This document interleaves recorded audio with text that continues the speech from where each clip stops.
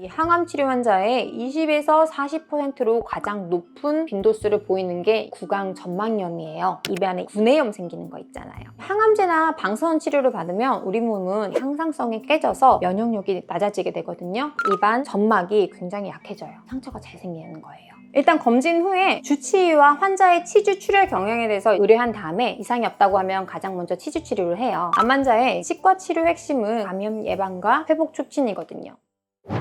안녕하세요. 환자보다 깐깐한 치과의사 오원장입니다. 오늘은 암 환자의 구강 관리에 대해서 얘기 나눠보려고 해요. 사실 요새 암은 주변의 가족, 지인, 친구분들 얘기기도 하고 내 얘기일 수도 있어요. 그래서 오늘은 암에 걸렸을 때 항암 치료 전에 그리고 추후 관리까지를 알아보려고 합니다.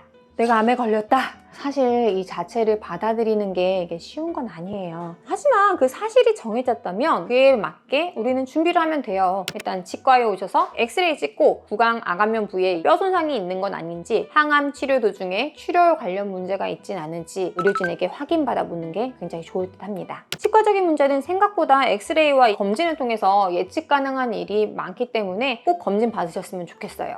근데 항암이랑 치과랑은 무슨 상관이 있어요? 일단 이 항암 치료 환자의 20에서 40%로 가장 높은 빈도수를 보이는 게 구강 점막염이에요. 입안에 구내염 생기는 거 있잖아요. 항암제나 방사선 치료를 받으면 우리 몸은 항상성이 깨져서 면역력이 낮아지게 되거든요. 입안 점막이 굉장히 약해져요. 상처가 잘 생기는 거예요.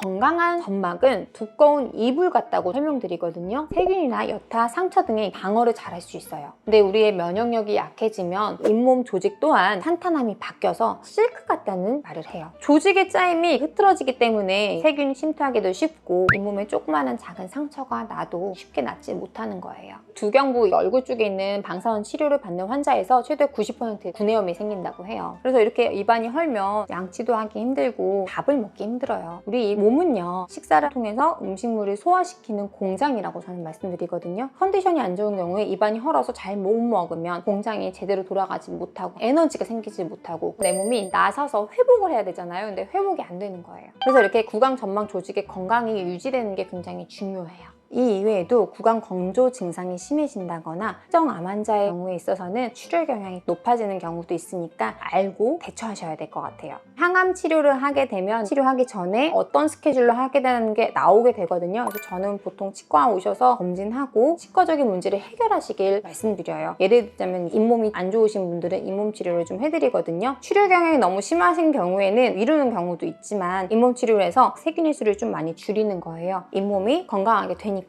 일단 검진 후에 주치의와 환자의 치주 출혈 경향에 대해서 의뢰한 다음에 이상이 없다고 하면 가장 먼저 치주 치료를 해요. 암 환자의 치과 치료 핵심은 감염 예방과 회복 촉진이거든요. 아까 말씀드렸듯이 치료 과정, 치료 후에도 환자의 면역력은 굉장히 낮아져 있어요. 면역력이 저하된 상태에서는 구강 내 병원성 세균에 대해서 약해지게 되는데요. 이에 대한 많은 연구들이 행해졌어요. 그 연구 중에서 유산균을 복용함으로 인해서 유익균이 항균 펩타이드를 분비하고 항균 펩타이드들이 병원균을 억제하고 유산균에 있는 유익균들이 하액 분비를 자극하고 구강 건조를 개선하고 보조한다는 연구 결과도 있어요. 그래서 저는 보조적인 요법으로 유산균을 꽤 많이 쓰는 편이에요. 그리고 현재 치주 치료 분야에서도 쓰고 얼굴 미용에서도 많이 쓰는 PDRN이라는 성분을 이용한 치료도 병행 중이에요. PDRN의 항염 작용이 방사선으로 인한 구내 통증에 완화되고 암 환자의 구강 통증이나 염증 완화에도 도움을 줄 수가 있거든요. 물론 이런 요법을 할 때는 종양내과 담당 선생님과 협진해서 하는 것이 좋아요. 심한 경우에는 치과 치료를 미룰 수 있지만 심하지 않은 경우에는 아까 말씀드린 대로 치주 치료하고 유산균 복용하고 PDRN을 적용시켜서 빠르게 나을 수 있고 깨끗해지는 환경을 만들어주는 거죠.